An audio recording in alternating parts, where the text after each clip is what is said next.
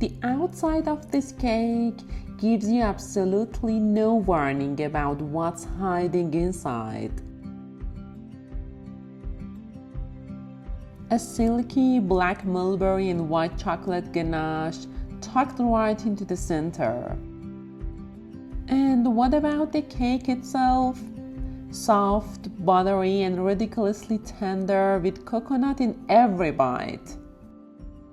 Let's start with the part that makes this cake so special. Take 150 grams of fresh black mulberries, or you can use blueberries instead, and blend them into a smooth puree. Then cook it over medium heat. We want to reduce some of the water and concentrate all that berry flavor, so let it gently simmer until it thickens. Now take a small portion of warm berry puree and whisk it into 7 grams of heavy cream, so the cream doesn't get shocked by the hot puree. Pour the tempered cream back into the saucepan and heat everything together until it's hot and just about to come to a simmer. As soon as it's steaming hot, take it off the heat. Now finely chop 150 grams of white chocolate and add it straight into the hot berry mixture. And this is important. Keep it off the heat. Let the chocolate sit for about 1 minute. Add 5 grams of butter, then slowly stir from the center outward until you have a completely smooth, glossy ganache. Look at that color. Pop it into the refrigerator for about 1 hour. Now let's make this soft coconut cake. Crack 5 large eggs into a mixing bowl. Add a teaspoon of vanilla, beat for about a minute. Then add 180 grams of sugar and keep mixing until the eggs become pale, creamy, and slightly stretchy. Now slowly add 150 grams of melted but cooled butter. Mix for about a minute, then add 180 grams of yogurt. I highly recommend using the yogurt here because it adds moisture and gives the cake a really tender crumb.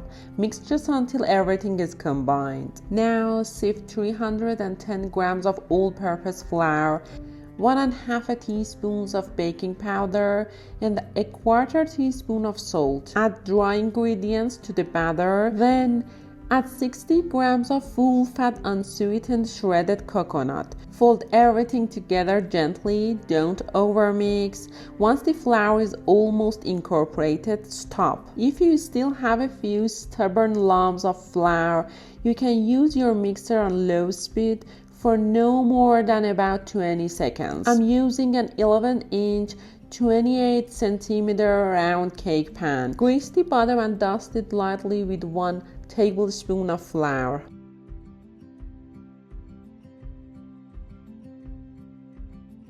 Pour in about half of the batter and gently smooth it out.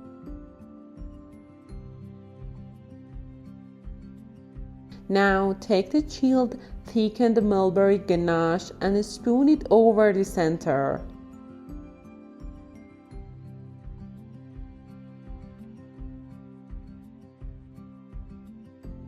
Using a wooden skewer, gently spread the ganache into an even layer, but here's the important part. Keep the ganache away from the edges of the pan and don't overmix. We want it completely surrounded by cake batter. Now pour the remaining batter over the ganache, spread it very gently. Don't press down too hard. Place the cake into a fully preheated oven at 330 degrees Fahrenheit. For white chocolate ganache, heat 50 grams of heavy cream until it's hot and just about to simmer. Add 80 grams of white chocolate and about a teaspoon of butter. Let it sit for a minute, then stir gently until it's smooth and glossy. Once the cake is completely cool, turn it out of the pan. Pour the white chocolate ganache over the top and gently spread it toward the edges. Now take some of the leftover mulberry ganache and add little spoonfuls over the white chocolate. You can decide how dramatic you want the colors to be. More purple, more white, totally up to you. Then swirls through the 2 colors. Don't overdo it. Now for my favorite part, take the remaining mulberry ganache and warm it very gently over a double boiler, just enough to loosen it up. You want it pourable, not hot. Then drizzle it around the edges of the cake and enjoy every bite.